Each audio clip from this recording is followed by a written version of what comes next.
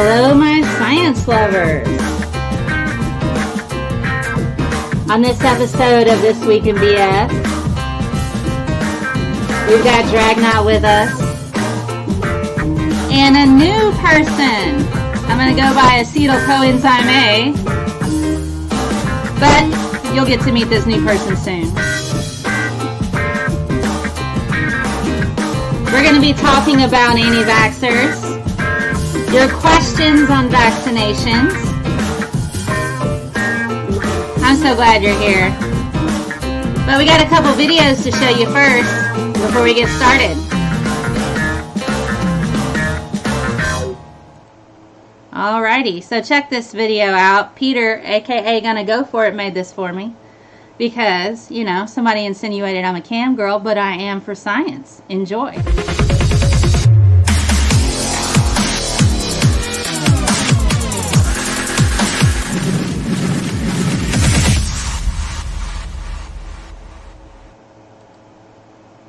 And I'm going to thank my patrons for a second. One of them happens to be Dragnauct.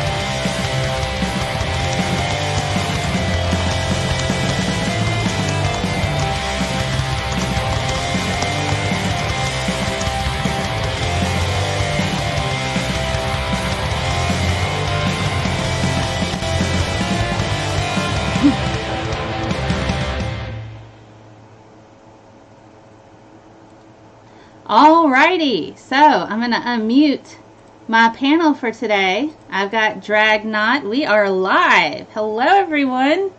How are you guys doing? Dragnauct, why don't you say hi? And I know you brought in acetyl CoA with us. If you guys are not acetyl coenzyme A, that's an enzyme. If you're familiar with biochemistry, it might be part of your nightmares. So. It definitely is. It definitely is. So, yes, hello, folks. Welcome back. Mel tapped me, and I tapped acetyl CoA because, you know what? I figure if we're going to discuss this topic, then let's try and hone in on maybe some misconceptions, maybe some things that, folks are kind of not sure with. Because, you know what? I can tell you, and Mel can tell you, and acetyl CoA can tell you, immunology is a really complex topic. Like, I cannot tell you how complex. You have to experience it. So on that note, we're going to try our best to, answer some questions. We did get a few questions here and there, but we're going to kind of, I guess, leap pad off of that and then to a broader question. If you guys have questions for it, feel free to tag me or Mel or anybody somewhere so we can see you and address questions as they arise. And trust me, if we don't know, that we got Doc Savage to ask and fall back on, we will get back to you if we cannot answer you today. Absolutely. So, can you introduce our new member of our show? You know, for this particular panel, acetyl coenzyme A or acetyl CoA. I'm so used to saying acetyl coenzyme A, I just can't say acetyl CoA. That's too hard. So he ran across my channel somehow. I don't know how. And he is one of our additional physicians, a fresh doctor of internal medicine and things and stuff. So his knowledge on immunology is definitely way beyond mine.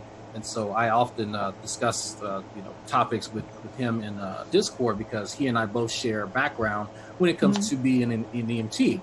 So that's something that has been invaluable. Of course, people have been giving him a deluge of questions when it comes to just kind of, general questions about health and their medical conditions. And he's been very, very gracious with us to answer these questions, no matter how inane some of them may be.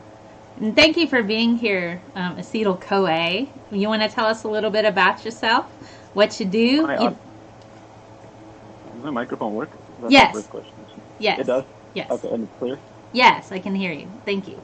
Okay. So it's a pleasure to be here. I'm done with medical school, so I'll be starting my intern year for medicine come this July. Prior to that, like I said, I was in EMT for a bit, and I worked as a QA chemist after my undergrad, which was in biochemistry. Mm-hmm. And how I got onto Drag's channel, I'm not entirely sure either. Morbid fascination. That might be it, just a morbid fascination. So you're fresh out of medical school. I imagine you probably have. Let's first start talking a bit about since you've come out of medical school. Do they actually? And if you don't mind me asking some questions, do they actually now discuss a little bit of the problem on how to address speaking with people who are anti-vaccination? They do, but they do. I mean, obviously it's an issue, and they introduce it as an issue, as a public health issue. As to how they teach you to do it is a little bit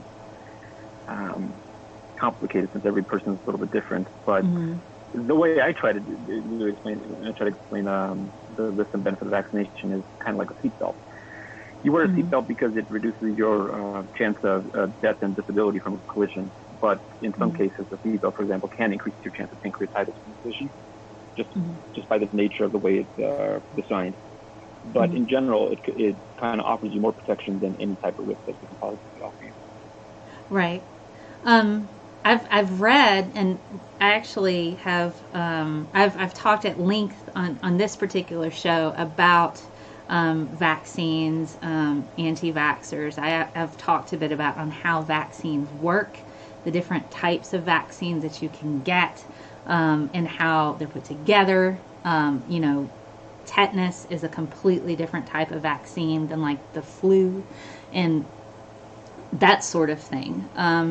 But one thing that I've come across, and they're actually doing research on how to talk to anti-vaxxers and to see what's the most effective, and they're not targeting so much the people who are full-blown anti-vaxxers, but the ones on the fence, the ones who haven't made that decision yet.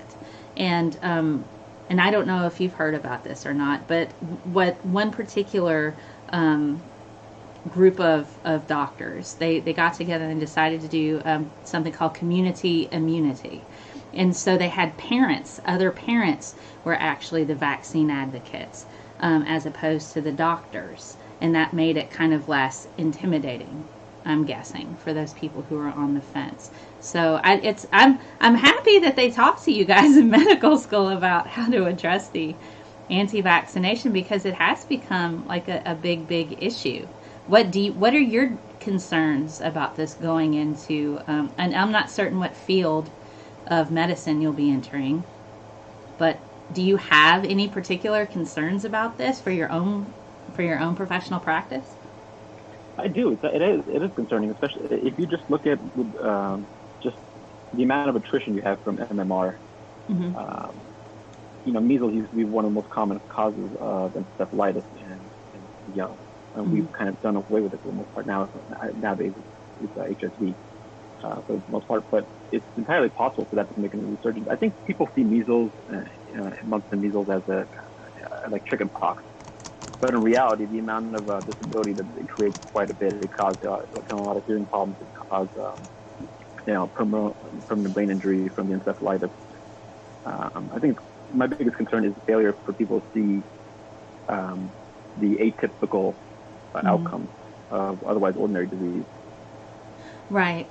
And I'm seeing that particularly with measles, there's information in new studies that are coming out that are showing that people who have measles, it actually affects their immune system to where they lose, I don't know if they actually lose memory cells for other diseases, but it actually almost is like a domino effect to where their immune system, and what I've read has been more lay people stuff, where it's essentially their immune system forgets how to fight off other diseases. I'm not certain what the mechanism is behind that. I don't know if they lose B cells. It doesn't make sense to me. But I don't know if have you heard anything about that? I have not, but I can see it being a possibility, because for every immune response you have, you also have a regulatory immune response. In other words, you have to, once the immune system is in full effect doing its thing, you have to have a immune response to quell the immune response. In other words, once the fight is over, you have to be able to suppress the immune system, and you can easily over-suppress the immune system. So I could see that being a possibility. Okay. I honestly, I just saw it in passing, and I'm like, oh wow, it has an effect on the immune system overall, and that it can actually affect how it fights other diseases. Once you get measles, if you get the vaccination, of course, it's a non-issue. But I had passed that in reading. It just popped in my head right now. So I wasn't prepared. I just threw that question at you. So good job there, acetyl-CoA. All right, so Drag. You got some questions. I sent you some questions. I don't know if you want to answer them or if we want acetyl-CoA to answer. Maybe we can all chime in on that, because I had asked prior to the stream if anybody had questions about vaccines and their efficacy and that sort of thing, or how they work, or can you boost your immune system type of stuff. So, Drag, what you got? Yep. So one of our questions, I think it was from Mr. Caesar. Hey, ScientistMel. My question is there anything we can do ourselves to ensure that vaccines are as effective as possible for us? Do different diets affect vaccines? Does the use of alcohol and drugs affect vaccines? I eat very little meat, and I like to have a beer or spirit. Would those factors adversely affect vaccines? And so we were having a discussion beforehand, folks, and one of the things that was kind of cropping up was that it's not necessarily an impact on the compounds in the vaccines themselves, but more so an impact on your system, like your entire system of organs. So if you are an alcoholic, you're going to have a less effective immune system, and so you trying to prime your immune system to launch an immunoresponse to a potential pathogen is going to be negated because of kind of how badly you've treated your body. So if you're morbidly obese, if you are an alcoholic, of course these things are going to have a big impact. But as far as the compounds themselves, I don't believe that that's something that happens. But at least we weren't able to find any evidence that consuming a particular food would necessarily counteract the vaccine. But I'll definitely toss that to acetyl-CoA to verify that. Yeah, it's a good question. To the best of my knowledge, no. Just one of the reasons is because they're usually introduced intramuscularly, so don't have any kind of interaction that they would have in the intestinal system. For example, maybe the original polio stalk vaccine, but the one that was given orally, but I don't think even that would be affected too much. And since we don't really use that anywhere, I don't think it would be a problem, really. Yeah. I mean, unless you're a diehard alcoholic. Well, even then, in certain medications, the only thing that I could think of as well is the fact that if you are an alcoholic and you drink copious amounts of alcohol, you already have a systemic issue with different symptoms that are associated with alcoholism. I mean, and I don't know 100%. I can't remember. I know smoking actually has an adverse effect on the way, your blood pressure and your immune system. It's a lot harder to heal after surgery if you're smoking. So there is some system-wide effect of smoking. I'm not 100% certain if the same can be said of alcohol if you drink a lot. Have you heard anything about that, acetyl-CoA? In terms of alcohol and, sorry, for instance, like if you're smoking and you're a smoker and you needed to have surgery, it's a lot harder for you to heal because it affects your circulation, that sort of thing. So unless there's, the only thing I can think of where alcohol would be an issue is if you were an alcoholic and you already had symptoms that were affecting like circulation or something that would impede your body's ability to heal or that sort of thing. I don't see how a vaccination would be counteracted by that. But I'm not 100% certain on the holistic effect of alcohol and what it does to your body as a whole. I know it increases your risk for cancer and lots of other things, but I don't know the details on what goes on with those particular things. And I'm not even certain a lot of research is clear. It's mostly statistics, I believe, on what the actual mechanism is that causes why people who drink have a higher incidence of breast cancer. For that type of thing, I'm not 100% certain on what the mechanism is. Yeah, the mechanism isn't generally well defined. Like pancreatic cancer and alcohol is fairly strongly correlated, just because alcohol does have a cytotoxic effect, and it causes a chronic inflammatory state. The pancreas really doesn't can't tolerate the alcohol for long periods of time, which is not a problem for people who drink acutely. But when you're a chronic alcoholic and you always have a kind of sustained, nearly almost have a sustained serum alcohol level, that begins to be a problem. But I can't imagine. It's hard for me to imagine a mechanism for which alcohol or smoking would significantly interfere with vaccination, other than the one I mentioned. Okay. Somebody has a question from the chat. Let me throw that out at you. ScientistMel, are there any special needs or precautions required for those with autoimmune diseases like me when getting vaccinated? I would imagine there would be, particularly if you're on any kind of medication that suppresses your immune system in order to treat your AI disease. Anybody have any thoughts on that? Yeah, so just briefly, there were two versions of vaccines that I administered in the military, and the names of the descriptions of them escape me right now, but I believe the one called the live virus was not issued to women who are pregnant or people who are immunosuppressed or immunocompromised.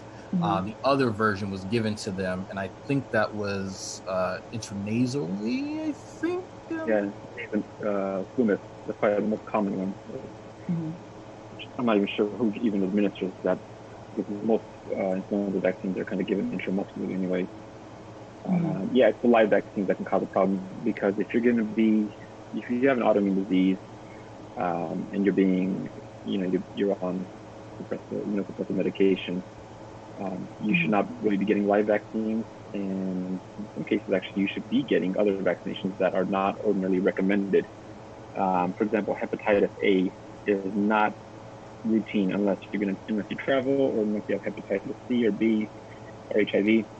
Then it's recommended. So I think for the most part, it's staying away from live vaccination. Okay. All right. Well, thank you for that. I think we have another question, and that last one was from Jen with one N. This one's from Puffalopagus. I like that. That's just fun to say. ScientistMel, question for the panel. If a doctor declared someone to be injured by a vaccine, that would clearly documented and easy to show proof of, correct? Yeah, so I'm vaguely familiar with a case where a young girl was adversely affected by a vaccine, and this is something that I commonly see in a lot of the vaccine groups that I peruse, I'll say that. And this is back in 2011, where a young girl, her mother, and a doctor had a routine vaccination. And unbeknownst to all of them, the young girl had an underlying mitochondrial disorder. Now, there are certain contraindications for someone receiving certain vaccines or vaccines, period. One of them, especially in her case, the mitochondrial disorder, is a known contraindication. But since none of them knew about it, she was administered the vaccine, and a cascade of events happened, and and when I say cascade of events, I mean molecularly. There's a cascade of events, and she was impacted by that. And you can find this case. It's one of the well-known cases, but the issue there is that there's a particular narrative attached to that story that everyone was informed and no one cared, or whoever people are in this case, are saying that vaccines are 100% effective and there's no risk, which is demonstrably false. There's risk with taking aspirin and water. There's risk with everything that you ingest. So vaccines are no exception. So that does happen, and people, just like we mentioned in the other question, there are contraindications, and people being, clued in on some of these scenarios is very, very important, especially if you're trying to educate people on vaccines. I think, and I actually, one of the first, when I started doing this show, I had Brian Dean Abramson, who actually wrote the book on vaccine law. He popped onto on the channel and talked a whole lot about what you have to prove in order to show that you've been injured by a vaccine. He talked about a lot of the loopholes associated with being able to opt out of vaccination due to religious and belief and philosophical reasons. And he essentially, you don't sue a drug company when this happens. If you have proof that you've been injured by a vaccine, there's a separate fund that everybody pays for. A percentage of your vaccine that you get, a percentage of that money goes to the vaccine injury fund. And so there's already money there. So this is to help ensure that drug companies can continue to make vaccines and not be held up in court forever and ever and ever and ever, because the need for vaccines is extremely important. That's why there's a whole separate court that handles just that one thing. So somebody had a comment, Jen with one in, not a question but a comment. My mom at 74 had acute pancreatitis and had half removed along with her spleen and had to get all childhood vaccines again. Was quarantined because of whooping cough. You have something to add to that, acetyl-CoA? Yeah, that's not too uncommon. People who get a splenectomy, which also includes people who don't actually have it removed. If you can imagine, some people have a disabled spleen, like if you have sickle cell disease and you get a crisis where it destroys your spleen, they may require a redo of certain inoculation, and they may or may not need to go on prophylactic antibiotics. Because the spleen is not just a blood reservoir, but it's also kind of a filter. It samples antigens that are present in the blood. It's kind of a hybrid between, it's technically a derivative of the lymphatic tissue, and it's kind of specialized in filtering the blood at a first pass. Okay. So you may need to redo certain inoculations. Huh. Well, thank you for chiming in on that. Let's see. Guillain-Barré is a rare one that both vaccine and disease can cause randomly. Huh. Oh, yeah, Guillain-Barré. Yeah, see, I said it wrong. It's been ages since I have got... To be fair, it's been almost 10 years since I've had immunology. So it took me a while because I was reading that one too. I was like, that looks familiar. Oh, that's Guillain-Barré. Yeah, the one in basic training got Guillain-Barré. Oh goodness. Suppose he had Guillain-Barré, and it just hit him like that. He just dropped, and so that's my first interaction with that. And I started learning more about that later on when I had access to the internet.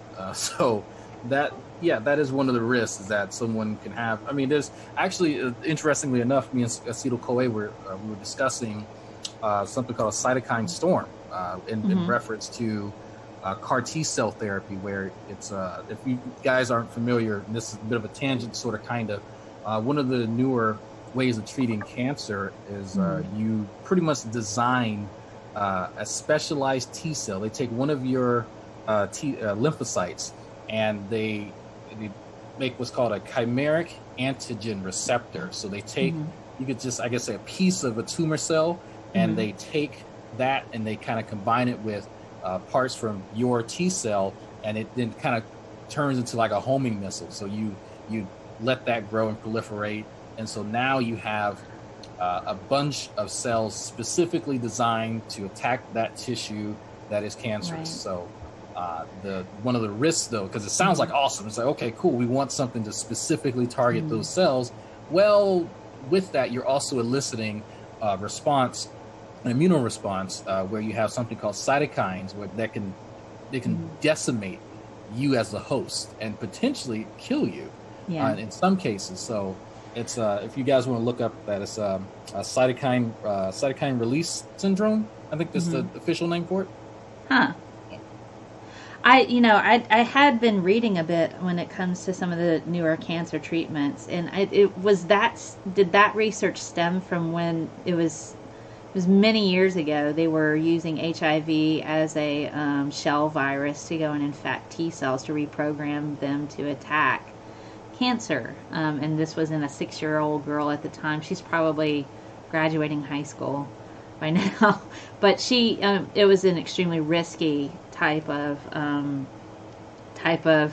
treatment. Essentially, they took her T cells from her and they used HIV as the host, but they took out the harmful RNA and proteins and DNA, and then they put in the ones they essentially wanted to reprogram her T cells to go and specifically attack the cancer. I'm wondering if that's along the same lines as what you're talking about, Drag. I think that's viral transaction, if I'm not mistaken. Is that it?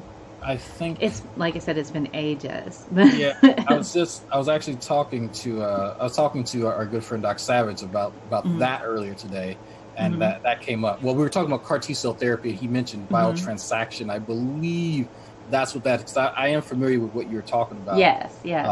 That there's actually, you can go check it out on YouTube. There's a video about it by GE Life Sciences. I think Fighting Fire with Fire. If you're curious on how they did that, and that was several years ago. So, but that's completely off topic. Sorry, folks. Move that a little bit. Some of this is actually very fascinating because one of the things I'm trying to get into now, especially be for my immunology knowledge, because it's, oh my god, it's just, yeah. If you've ever taken a micro course, you get to immunology, like, yeah, this is interesting. I get to learn about my own immune system. Oh my god, there's so much there. Oh man, what is the membrane attack complex? Oh, just go look that up.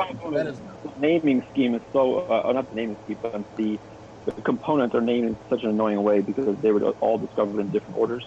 Yeah, C1, C1R, C1B, something like that. I can't remember. Oh god, three pathways, and they were all discovered at different times. The naming system kind of been retrofitted onto each other. I really wish they had just named them like Bob and Karen and Steve. No, Here's the Steve. That'd be worse, unfortunately. Karen would have been annoying, probably. Karen the yoga instructor. Karen with a C.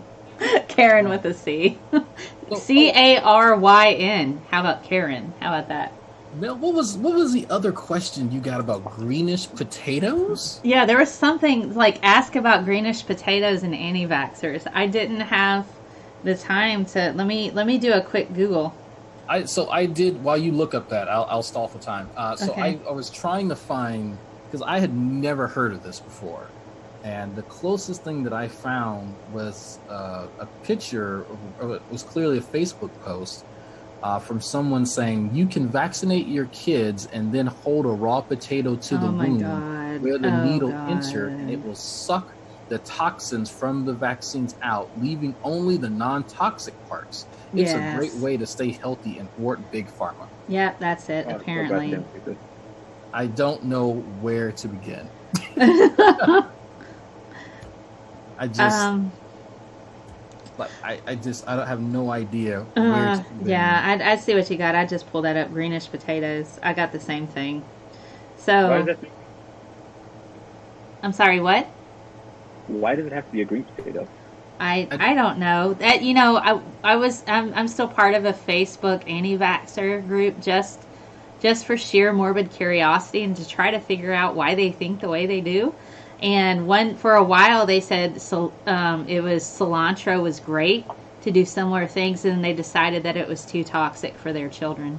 Oh, really? Man, I Yeah. should stop putting it in my food then, man. Cilantro is bad for that. They found out You should it's stop hazardous. eating pears, ScientistMel. You know there's formaldehyde in those pears? You know it. I'm telling you. It's just, oh my gosh. So, yeah, so greenish potatoes. Somebody told me to look that up. So apparently, I'm just going to tell you now, I don't know of any science that says you should go home after vaccination and rub your wound with a potato. And, you know, that little bitty, teeny tiny, you know, injection site. Rub that with a potato. You know, I might want to add, if you were to hop up and down, maybe saying I'm a little bunny, like little bunny foo-foo, while you're doing it, it probably has the same effect. Nothing. I would imagine. Nothing. Imagine that's the same impact. Faithful God says, hey, ScientistMel, Dragnact, could either of you address the argument proposed by anti-vaxxers regarding vaccines being the cause of autism? Where did they get such an idea? Oh, I know, Dr. Wakefield. That is a curse word on my channel. God, Yes, didn't you know that, Drag? Bad Dragnact. Yeah, Bad. put coins in the swear jar. I will. Wakefield. It was 2009. I went back to finish. I have a story when this first came out. It was 2009 when I went back, and that was close to the time that came out. And all over the department and in the science departments, like particularly in the biology department, they had stuff up that, you know, they're like, please don't believe this. We don't believe this right now. This isn't working. You know, vaccines are effective. They were already starting to come out saying that this is not accurate. You know, before it started to retract, they were already posting criticisms of his particular paper, and I hate that man. I hate him so much. He's now saying that measles. Oh God, I just saw something. I'm gonna have to find it. It makes me so mad. He's now saying something about measles, and of course everybody's gonna listen to him. He can't possibly go back to the UK. They won't take him. He lost his medical license. He should be in prison, in my opinion. Yeah, so he is no longer a practicing doctor. You are right, Jen.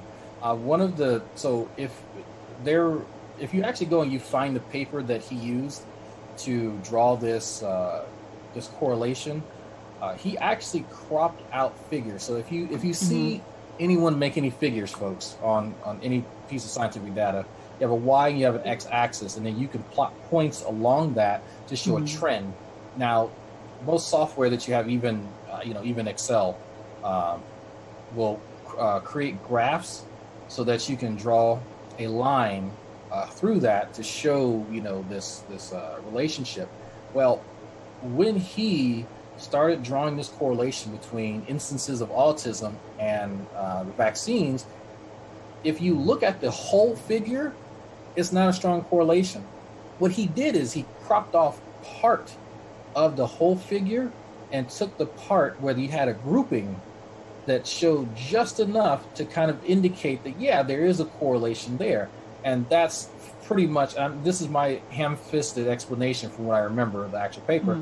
This is what he ended up doing. It is absolutely dishonest for a scientist to fix data around a proposition or a claim. That is so unethical. But you tell people, like, have you actually looked at his research to show that if there's a causal link? Because there's not. He could never establish a causal, and that's very important, causal link, a mechanism of action between this particular vaccine and it eliciting a response in someone's immune system that causes autism. That's something he has never been able to establish. No.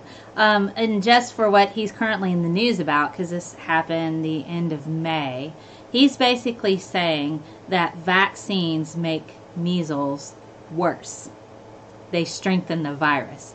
So measles vaccines make the measles virus stronger, according to Andrew Wakefield, which he has absolutely no evidence for that whatsoever. So he's just saying words again, and so we're going to have a lot more problems because he's saying words again. So because my first question to the anti-vaxxers who believe this kind of stuff, well, what does he mean by make it stronger? Does it increase its virulence? Is that what he means by stronger? Or does it what specifically is happening? Because make stronger doesn't tell me anything. Yeah, I want you to give me the molecular evidence of what. Well, for one thing, outline what you're talking about in great explicit detail, and then give me the molecular, mechanism of action as to what's happening with whatever it is that you're proposing, and then how did you demonstrate that? How can I go into the lab up, down the street, and how can I test that myself? Because if that's an issue, if I can't reproduce what you're putting out there, we have a big issue, and no one should ever call you doctor. Right. I mean, so he says the measles jabs make virus stronger, claims Andrew Wakefield. It's behind a paywall, but essentially he's saying that now it's a more dangerous disease because of that. What do you have to say, acetyl-CoA? I didn't mean to cut you off if I did. It's definitely unsubstantiated. I can potentially, and I'm just giving him the benefit of the doubt, see a mechanism for something like dengue fever, which is really not that common in the U.S. at all. For it, the dengue fever, the initial infection is not too bad, but it's usually your second or third infection that gets really bad because the pathogen uses your immune system as a way to enter its target cells, uses an antibody-mediated entrance into the cell. So in that case, an inoculation could potentially make it worse, but they don't really vaccinate for dengue fever anyways. For measles, it would be a very difficult proposition to make why an immune system would be weakened by an inoculation. Yeah, it's pretty weird. And I don't think he proposed one. And if we go back to the thing about autism or brain injury from vaccinations, really the only mechanism that's ever been proposed is mercury, which mercury toxicity really does not look like autism. It really doesn't. And the dosage would not really even be sufficient, even if you grant them the 100% bioavailability. It's just not consistent with what you see in mercury poisoning. Yeah, it's frustrating to me because being a science communicator on the internet, I do what I can, and I do have a background primarily in cancer and analytical chemistry, not whole lot of immunology. So I do love to pull in other people that have that type of expertise. But it's really frustrating to me when people like Andrew Wakefield come out and they say nonsense. Like, he only needs to say one sentence, and everybody's just going to jump on that and go, oh, you remember, he's that doctor that the scientists were wrong about, and they will spin it, and then we get this bandwagon effect again, and then I end up with people just constantly throwing stuff at me, and I'm like, hi, it's frustrating, but I'm doing what I can. But unfortunately, I think the anti-vax movement has become independent of him. They don't even need for him. They don't even need him to be present. It's become a self-sustaining thing. I think, in fact, if he said everything I said was incorrect, yes, regarding my previous position, it wouldn't matter. I don't think it would make a bit of difference. Yeah, it probably wouldn't. No, they have their own kind of weird, because they have folks who are on the fence, and they're just they're scared parents. Like they don't have any background in these sciences. They have whatever it is that they do. They got their 9 to 5, right, and they just want to make the best decisions for the kids. Like, I understand those people. I got you. I completely empathize as someone who is a parent. I can understand that, and they have genuine questions, and there's misinformation out there. They have misgivings about a lot of the industries, and they should. Like, there are certain industries that they have some unscrupulous practices. I got you. Not all of them are, biopharmaceutical companies, which still is a generalization, but fine.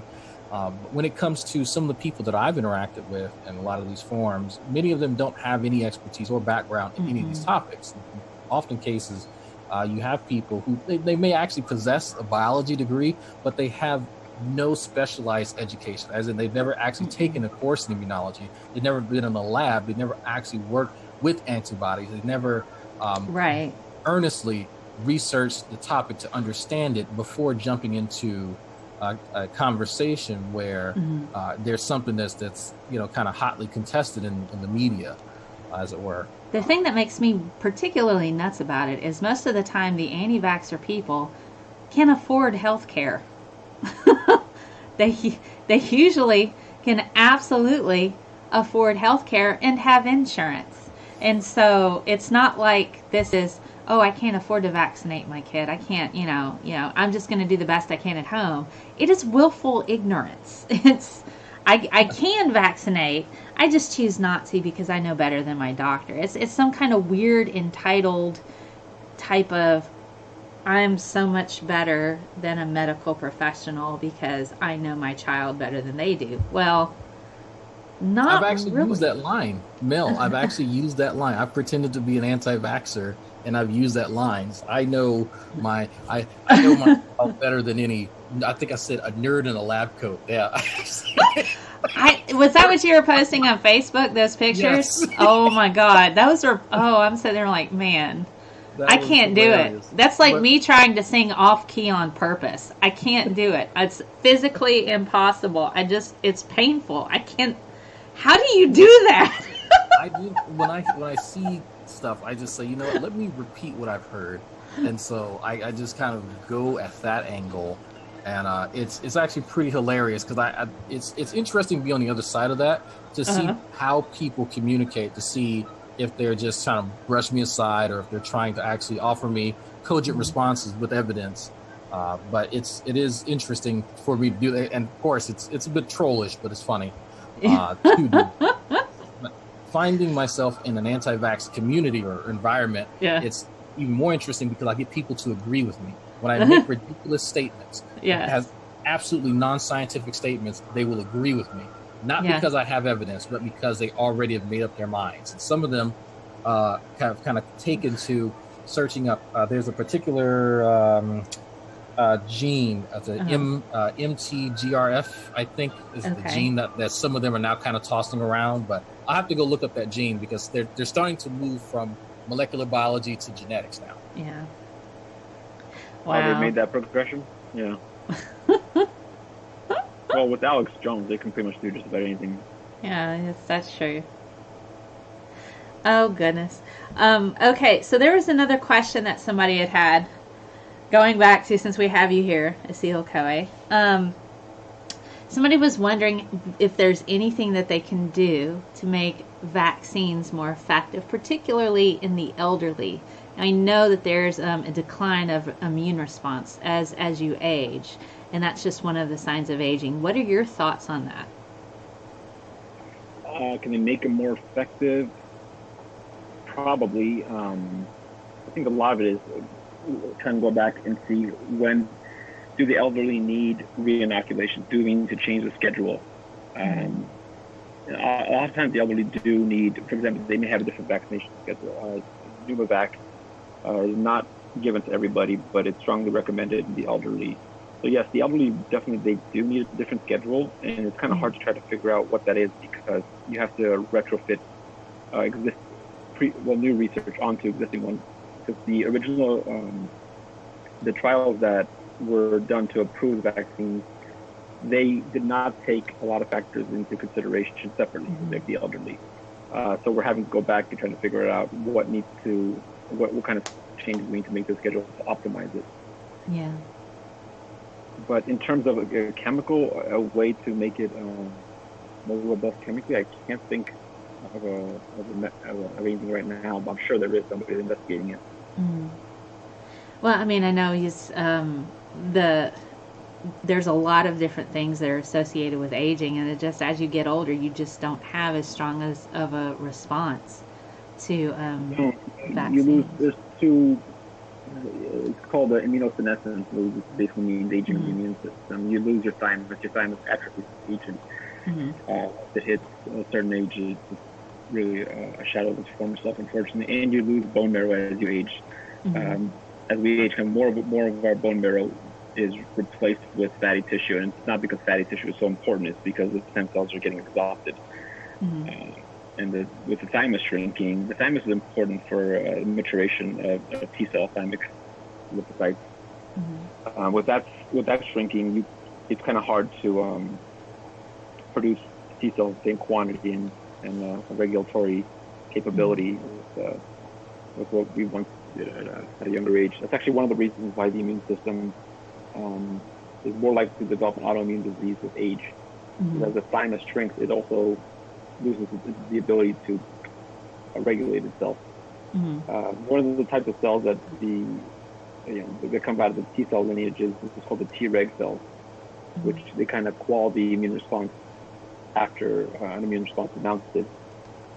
And so it becomes overall chaotic. It becomes, with age, it becomes a lot more chaotic. It becomes weaker in general, and then stronger when it's inappropriate.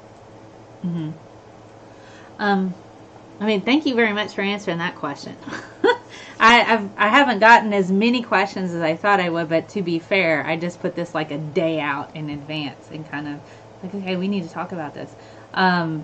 So anybody else in the chat, somebody is asking, ScientistMel, are they moving away from chicken eggs for things like flu vaccines? I don't think so. I think that's still commonly used for vaccine generation. I haven't heard of anything new about using other things. I think the goal in general is, and it should be, because it is a limiting factor on the quantity that you can produce. And if you can get rid of that, you can get rid of some of the restrictions, like allergy to chicken eggs. Right. But for the foreseeable future, it's going to be manufacturing is going to be dependent on chicken eggs. Somebody else has a question, Stephen Bowden. That last question was from Nim, so thank you. Okay, Stephen Bowden, have recent vaccine laws in places like New York been passed? Is there a solid movement towards mandatory vaccine nationwide? I think there is a movement towards that. I haven't heard of anything else. Somebody has chimed in saying Maine just voted to do away with philosophical and religious exemptions for vaccines. I feel like that's extremely important.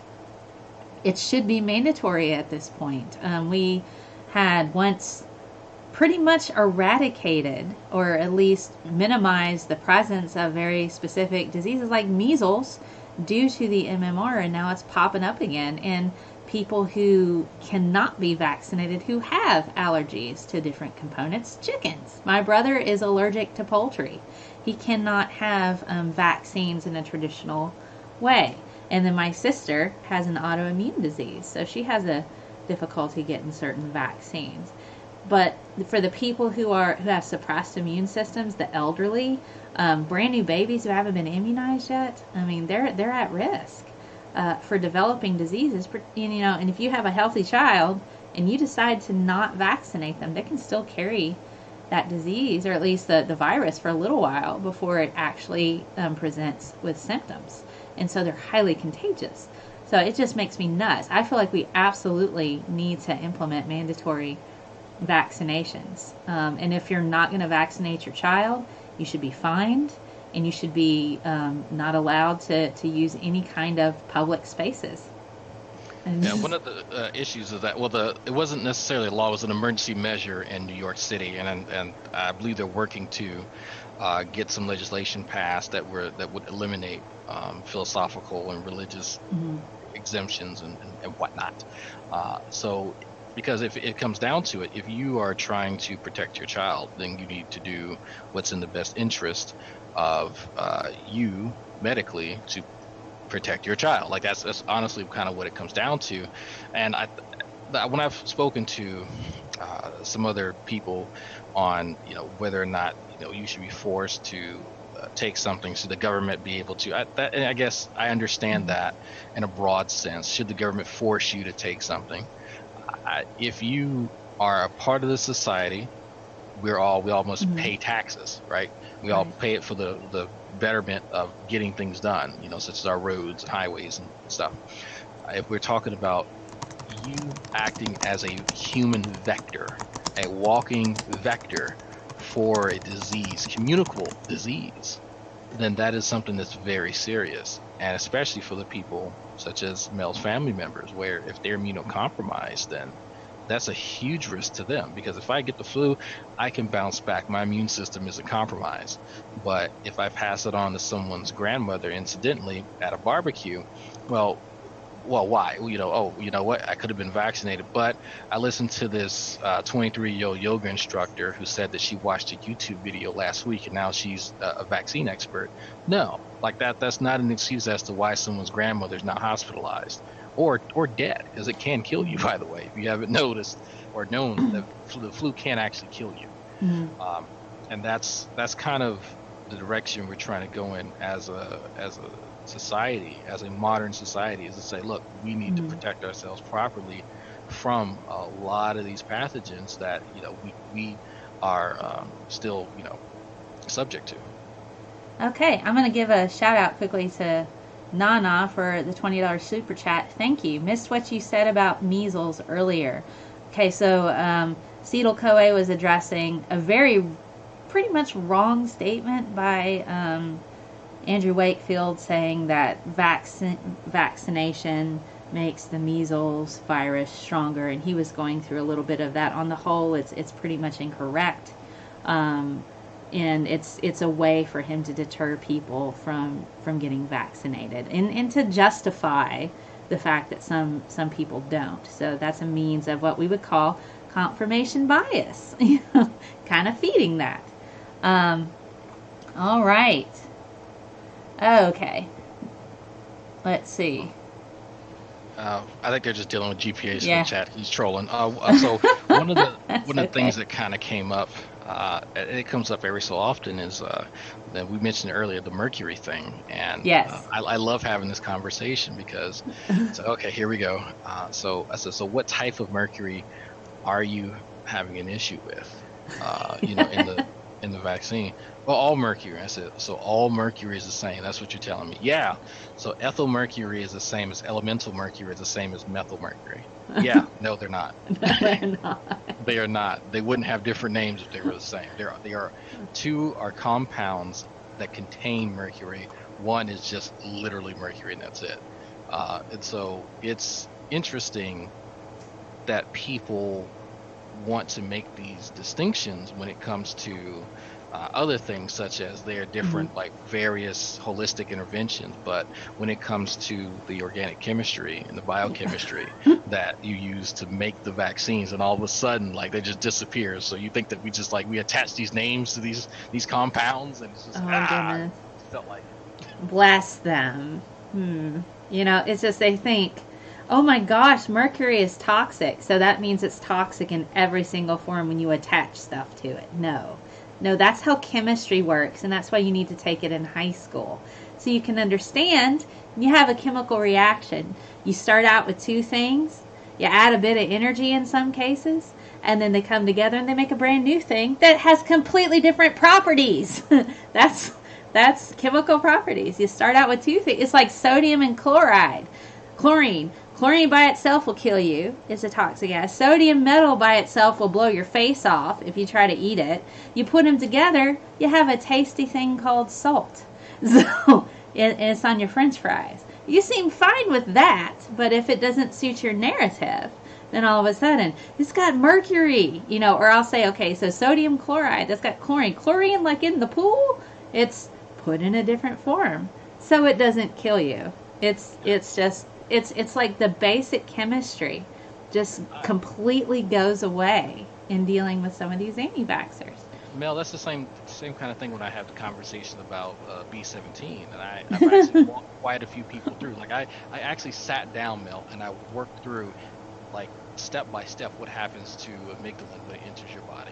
Yeah. And I sat, and I mean, from the enzyme to what it cleaves to the metabolite it forms, how the metabolite ends up poisoning you, and just everything.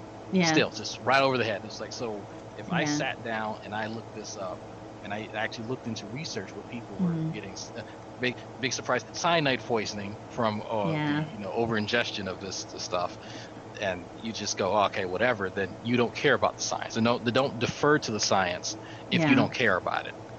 Yeah. All right, we got a couple questions from the chat. Oh, first one, okay. What do you think are the single? And this comes from Casual Spaceman. I kind of like that name, Casual Spaceman. He's like, I'm a spaceman sometimes, you know. So, Casual Spaceman outfit. That's what's in my head now. I'm trying to think. So, what do you think are the single biggest fears of vaccines, and how can we, as a society, combat or address those fears? Do you want to go for that, Acetyl CoA? Single biggest fear of vaccines, probably the most common one is autism. Dispel that. Well, there's not going to be an easy way to dispel that, because any explanation is always going to seem like it's coming from an authority that they already have are guarded against. I think I don't think you'll be able to convince everybody that has some kind of adverse opinion to it that they're wrong. Yeah. Well, I think you will need to remove at least some of the ridiculous restrictions that are kind of given out really liberally, like the religious exemption that Drag mentioned, that is absolutely misused. And yeah, I don't know how to convince everybody. I think you have to kind of look at individual story. I think just having a conversation helps you, because a lot of people consider physicians as dismissive, and some of them are. I think just by having a conversation, having an open conversation, asking them what's their, what would convince them, is probably the single most important question you can ask them. Right. Because a lot of people I don't think they even have an idea of what would convince them. It's just they have such a visceral response. So unless you ask them what would convince you, I don't think that a lot of them have even thought about it. Yeah, I don't think they have. You got a good point there. And as we mentioned earlier, one group of doctors got together and they decided to make this community immunity, where they had parents who had vaccinated their kids doing outreach. And that was pretty effective. So I think sometimes people do get intimidated by the science, and that might put them off a bit, to where they get, oh, well, I can't have a conversation with this person. They think they're better than me. I've encountered some pushback like that. I'm guilty of that. Yeah. Do what? another thing. Mm-hmm. So I think another thing that's important to do is talk to people about vaccines in a risk to benefit ratio type of conversation. So, like the seatbelt example I mentioned earlier, because I think if we don't do that, what might end up happening, or does end up happening, is people hear stories, scientifically backed stories of some type of immune response that caused someone's death due to vaccine. And vaccines, like I said, are not 100% safe, but they're a lot safer than going unprotected, just like a seatbelt. Because otherwise, I think you're going to have a seesawing effect, where they might start to believe you, and then they'll hear some well-validated story, but they kind of lose perspective of the whole conversation. Okay. Well, let me pop on. We got a few more questions, and then we'll probably wrap it up here in just a bit.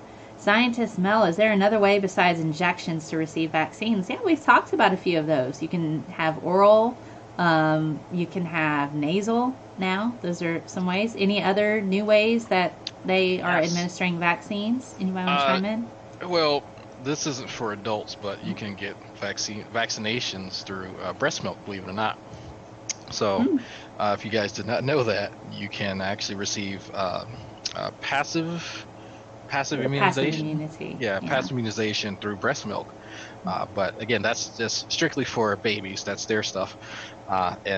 So the ones that I have administered have been intramuscular and intranasal. I'm not familiar with any other routes. I'm at a loss. The needle is king when it comes to vaccines. Oh, here's another question. Jen with one in. Mel, are there any common pathogens, etc., that there are not vaccines for? Well, HIV is one, but it's not as common as it used to be, fortunately, and there's lots of treatments for that. What about you, Acetyl CoA? Can you think of any pathogens or viruses in general that there are no vaccines for at this time? Oh, well, tons of them.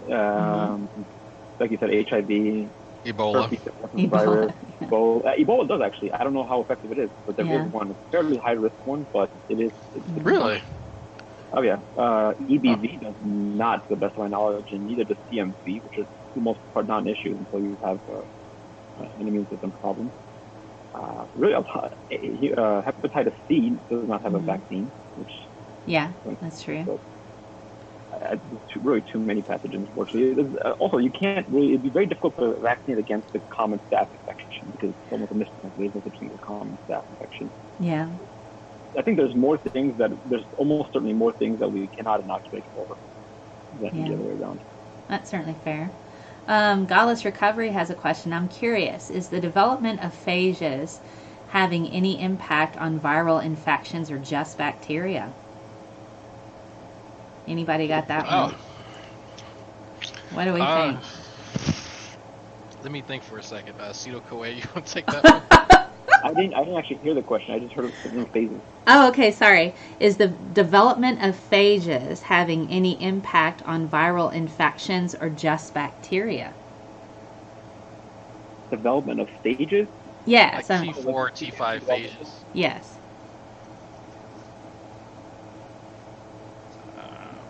I can't think of anything that's been used in the medical community. I know that they were trying to do something to reduce,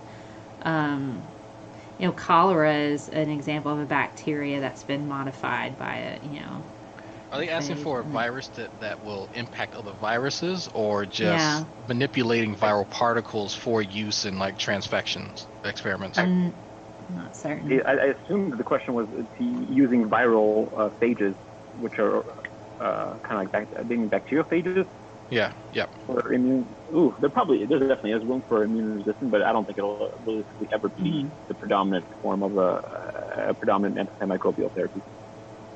Yeah, you wouldn't use them in the same way that we find, like we make vaccines, when we have the attenuated viruses, that would be a bit different. So if we're talking about using phages as a form of antimicrobial treatment, I would have to talk to bacteriologists because that's really not my field. I don't know anybody who's in that field, but it's our use with phages has been more so to transfect cells in order to conduct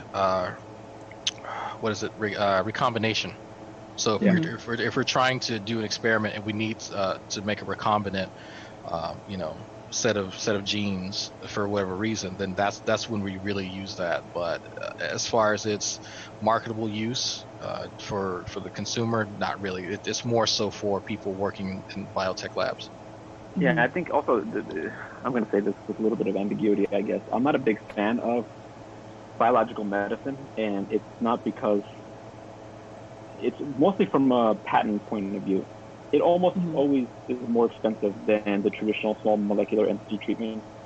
If you look at a lot of biological drugs, if you like insulin, for example, how expensive it is, and how you can chronically maintain a patent because you have multiple layers of patents that you have to deal with. It starts to ramp up the cost of healthcare. Another good example is monoclonal antibody therapies that exist. Humira, I'm sure everybody's seen commercials for Humira or Enbrel.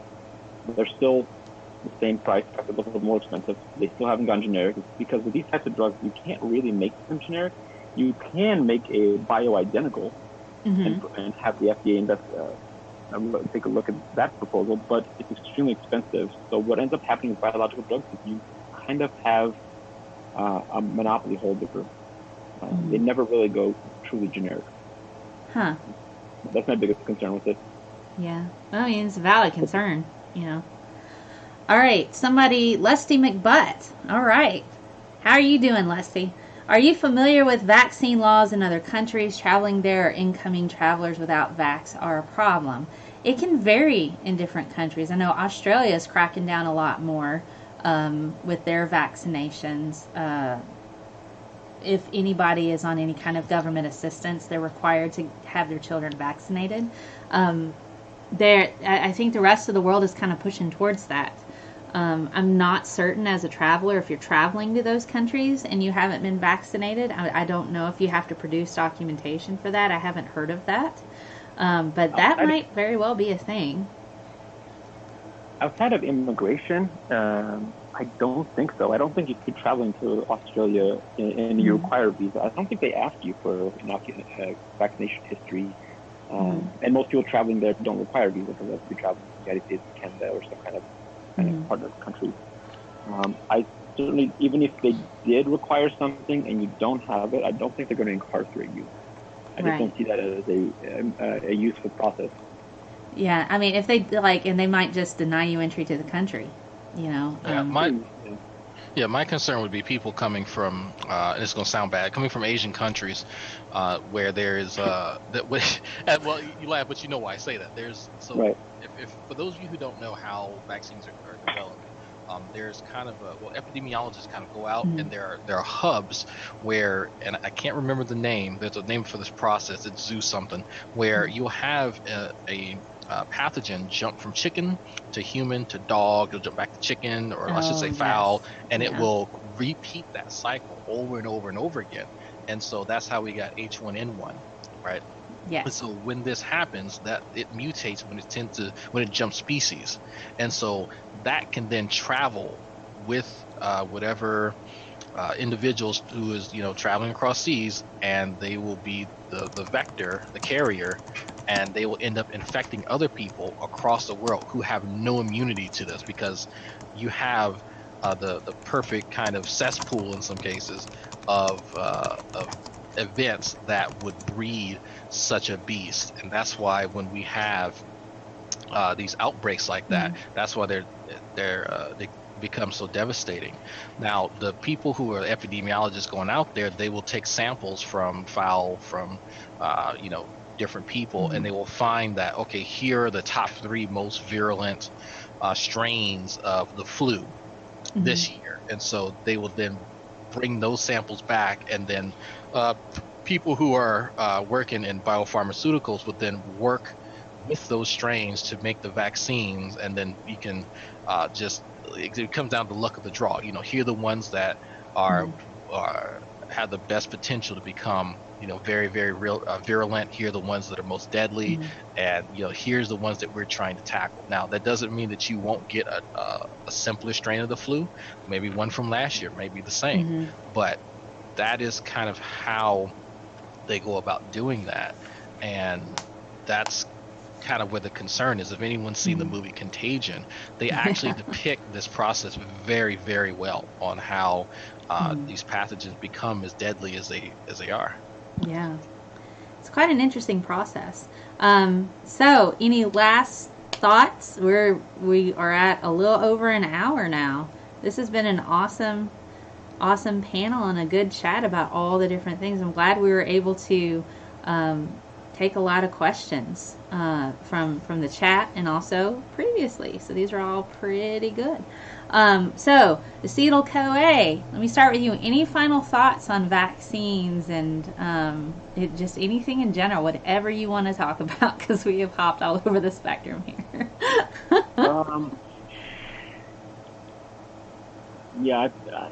I think the point I would like to repeat is always talk to people in terms of risk-benefit. I think you'll get a much more holistic response from them, because if we overdo the benefits, or if we only discuss the benefits and we don't discuss the risks, they'll just assume we're lying to them about the risks, or we're not telling them the whole story. We may as well just tell them the whole story, but just tell them that how much better the benefits are compared to the risks. Right. And that's a good way to go about. One thing that I've done in the past when I'm talking to anti-vaxxers, I'm like, you have a greater risk of killing your own child in a car than them getting any kind of vaccine injury. They didn't like that so much, but it's, I decided that was probably a bit too harsh of a way to go with that. Okay, but good point. Discuss the benefits. What are the good things that can come out of vaccines? I like that. Drag, what about you? I would say, hey, if you encounter somebody who is anti-vax, kind of determine whether or not they're on the fence or they just full-blown anti-vax. Most of the people that you'll reach are kind of on the fence. They're not really knowledgeable. Well, now they're anti-vax, but for that, but you'll be able to kind of suss out whether or not they're willing to change their position based on evidence. And so don't try to be that person to answer all their questions and feel obligated to in that moment, because I talk to Doc Savage probably once every day, and I'll try and glean what information I can from him, as well as me doing some of my own research into some things like CAR T cell therapy. And it takes time. It takes a lot of time to learn this stuff, folks, and then to hopefully get the chance to work with some of these technologies. So feel free to reach out to me, Doc, Cito Coe, Mel, if y'all have questions about stuff, because having more information out there will help more people ultimately. Absolutely. I agree with that. So thank you, Cito Coe, for hopping on. I'd love to have you back again sometime, if you're keen. Oh, it's a pleasure, and I'm sure I'll make it back someday. Oh, awesome. And congrats. Enjoy your internship when you start. And thank you, Drag, once again. Somebody asked how much I paid you to wear a shirt. I said $100 of Monopoly money. Yep, there you go. She bought me this daiquiri. I did. It was a nice handshake through the internet right there. Good job. All right. And thank you guys for being here. If you have any questions, you can always hit me up in the comments. I'm on Twitter. I'm constantly answering questions there all the time. You can go to my website, ScientistMel.com. I have shows on Saturday mornings for Saturday Morning Science, and this Saturday we're finally going to talk about inflationary universe. How about that? And so I think next Thursday, I'm not certain what the topic is for this week in BS, so stay tuned. And if you have any ideas for topics for the shows, please let me know, and I'd love to hear about it. So, thank you, Drag. Thank you, Cito Coe. I guess we will sign off. I'm going to show my cam girl video because I am a cam girl for science. Thank you, Peter, for making that video. And check out our gear on scientismel.com/shop.